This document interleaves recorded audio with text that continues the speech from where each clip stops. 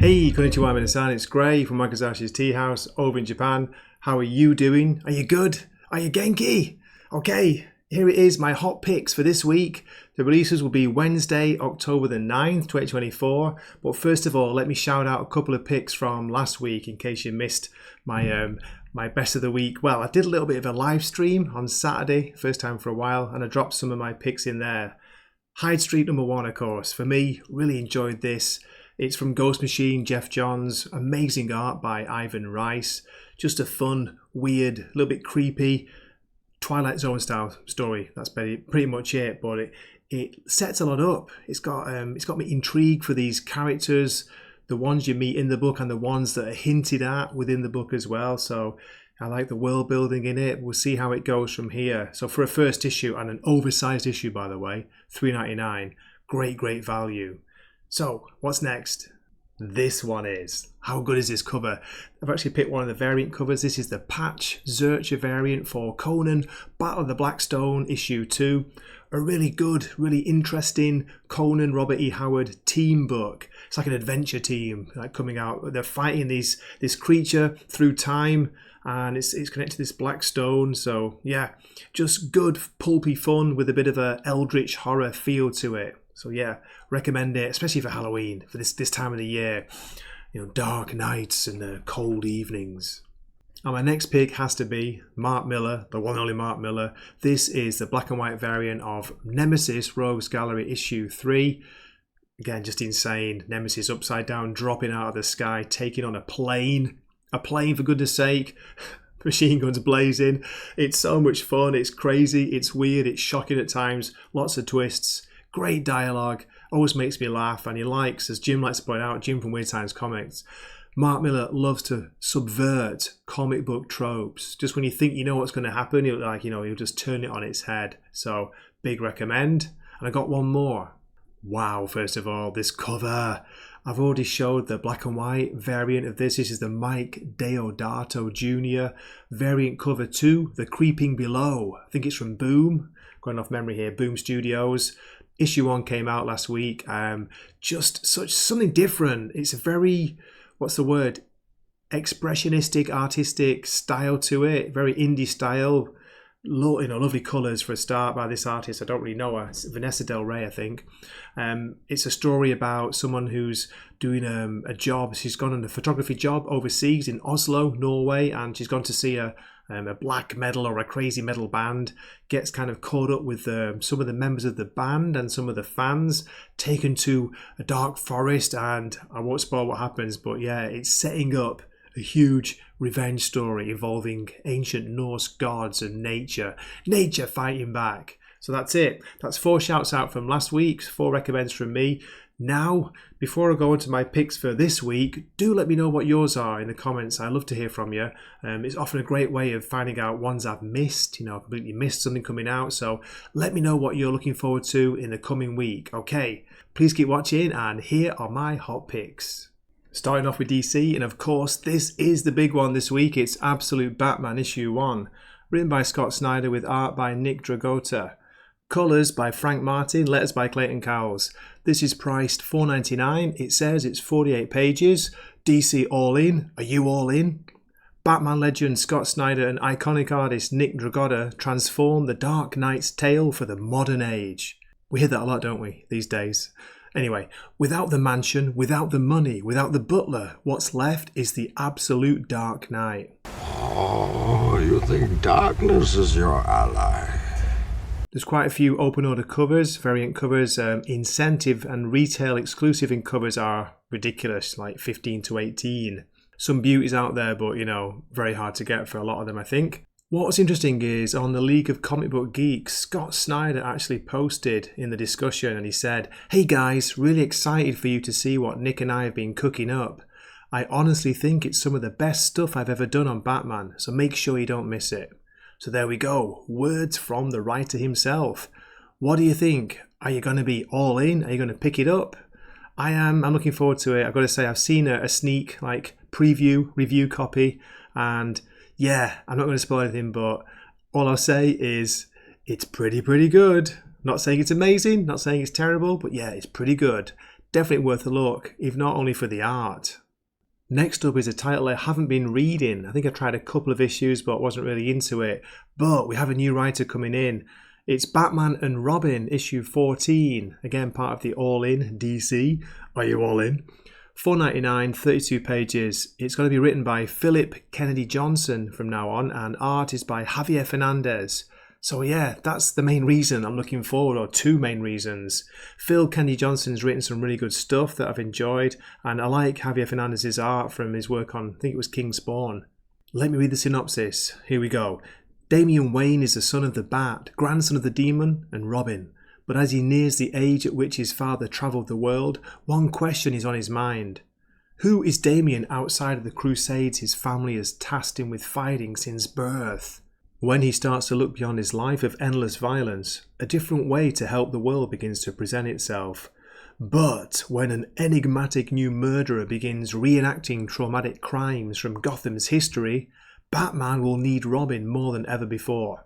So yeah, just looking forward to a kind of new start, hopefully breathe some much needed new life into this series. And I'm tell you what, I just want a good Batman and Robin series, you know what I mean? We also have Batman, Gotham by Gaslight, the Kryptonian Age, issue 5. Written by Andy Diggle, art by Leandro Fernandez. $4.99, 40 pages. Look at the cover for a start. Very simple looking cover there by the interior artist. Is that Cowboy Superman? Luthor dispatches his Suicide Squad to Smallville, Kansas to further secure the secrets of the ancient Kryptonian Age. But when the ruthless task force challenges the town's seemingly bumbling sheriff to a deadly duel, they'll quickly discover that this lawman is far more super than they ever realised. Had to take a big breath there, sorry about that. What do you reckon? We're going to finally get to see this world, this version of Superman. It's only taken 5 issues, but yeah, looking forward to it. I'm enjoying this. I'm enjoying the world building. My first pick from Marvel is Phoenix issue 4, written by Stephanie Phillips, art by Alessandro Miracolo. It's a miracle. Beware the God Butcher. His call has gone out across the universe. He will have his retribution. He will bring his awful vengeance to bear. Gore, the God Butcher, is going to kill the Phoenix. Plus, Captain Marvel comes to call. This is only $3.99. It's a rare $3.99 book these days. I don't know what it is about this miniseries, but there's something about it that pulled me in. I've enjoyed the cosmic angle to it. Just fun storytelling at times. Yeah, so you're not saying, it's the greatest book out there, but as I say, I'm enjoying it and having fun with it. Hey, what more reasons do you need to pull a book? And my second choice from Marvel, a bit of a wild card. That's right, folks, this week's wild card goes to Sentinels issue 1. Written by Alex Packnadel with art by Justin Mason. Don't know much about this, but the cover kind of pulled me in. It looks quite interesting. Who are the new Sentinels? The original Sentinel program was human supremacy and fear coded into circuitry. But now their legacy falls into the heads... Where's me head at?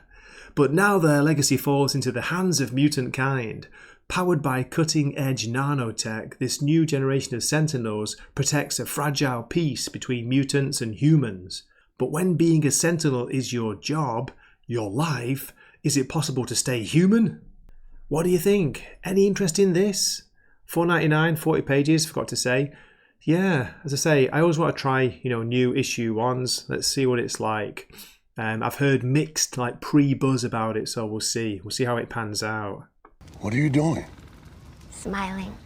Okay, let's move on to indies, and we'll start with Image. We have Transformers issue 13, written by Daniel Warren Johnson with art, new artist, Jason Howard. Well, I say new, but new to the book. The secret origin of Starscream. After the stunning events of his battle with the Decepticons, Starscream has been left for dead. Now, the secret to surviving the future may be revisiting his shocking past. Dun, dun, dun. Okay, it's 28 pages, $3.99 for this book. So, it's a new story arc, of course. I don't know how long the artist Jason Howard's going to be on the book, but great to see that Daniel Warren Johnson is still writing it, because initially I'd heard he was either just going to be writing the first 6 or the first 12 at least, and then maybe moving on to something else. But yeah, still here, so looking forward to seeing how it goes. Also from Image and Ghost Machine, we've got Geiger issue 7, a new story arc, written by Jeff Johns, pencils by Paul Pelletier, and inks by Andrew Hennessy, colours by Brad Anderson. I mention that because his colouring is brilliant in this series. Okay, as I say, issue 7, new story arc, new artist.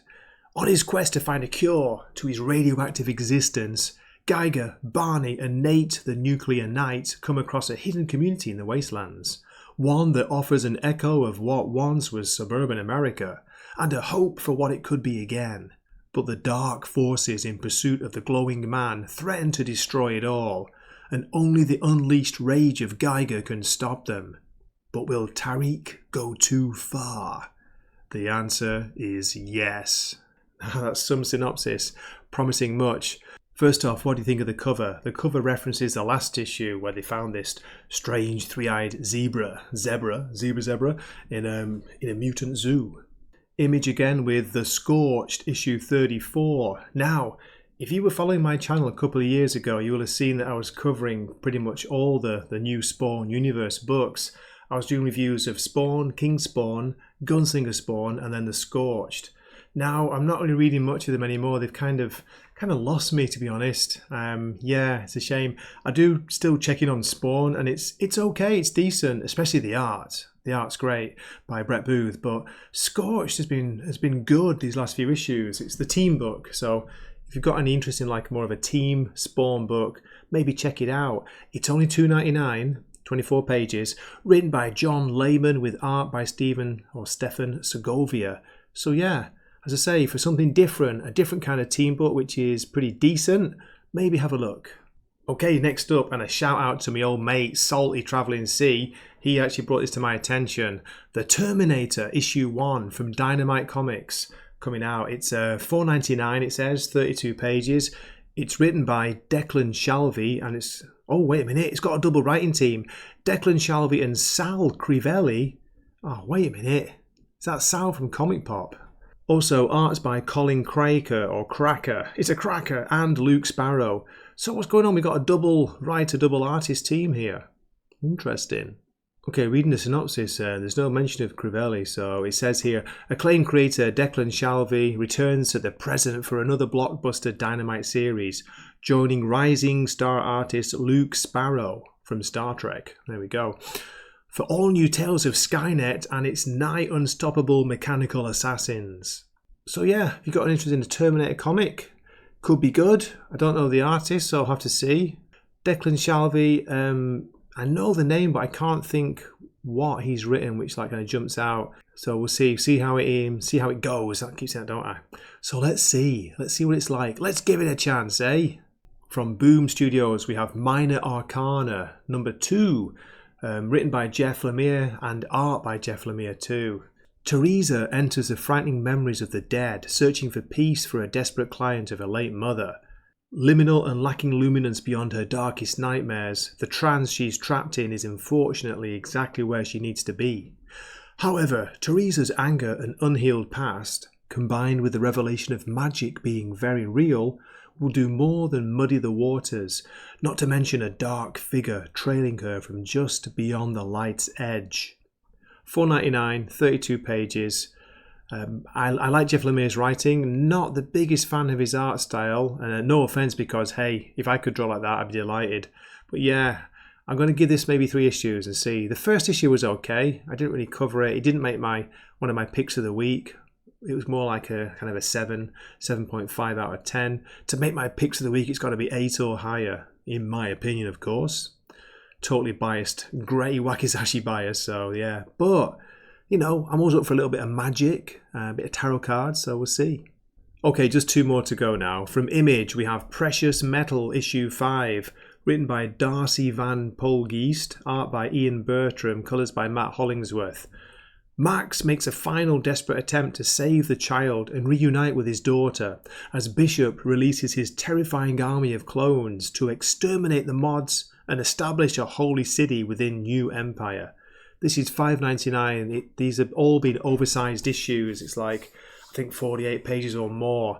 Very psychedelic style, trippy art. Very different. It's got a bit of a European feel to it. I've been enjoying it, but I've not heard much about it from other people. I don't know who's reading it. If you're reading it, do let me know in the comments. And my final pick, because hey, come on, I couldn't help it. I'm a sucker for nostalgia. Gru, Minstrel Melodies, issue 2 from Dark Horse Comics. $4.99, unfortunately. That seems to be the standard now for Dark Horse, isn't it?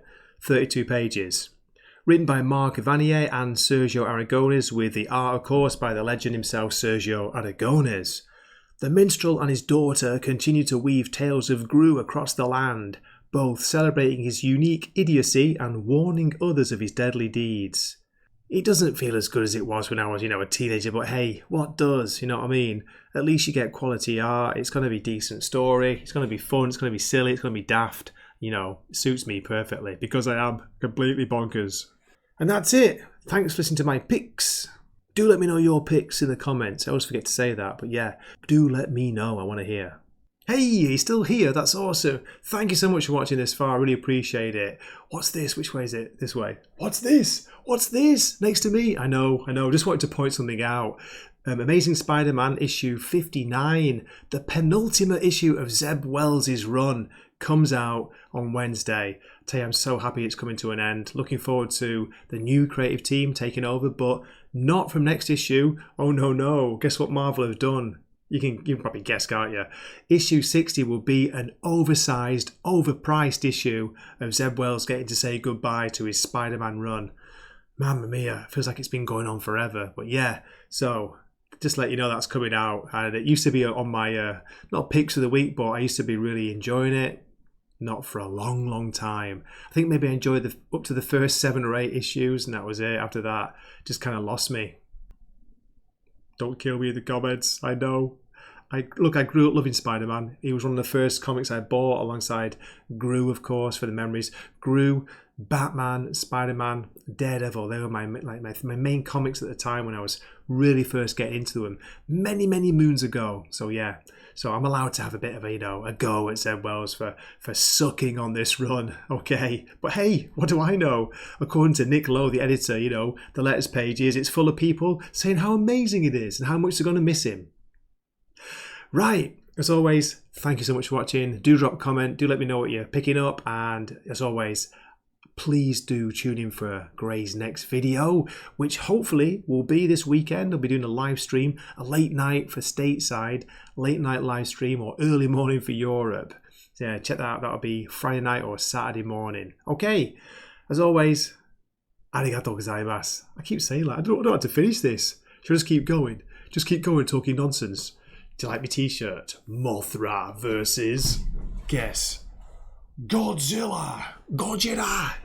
Speaking of Godzilla, let's go out on a Godzilla high. Godzilla. Sayonara, sucker.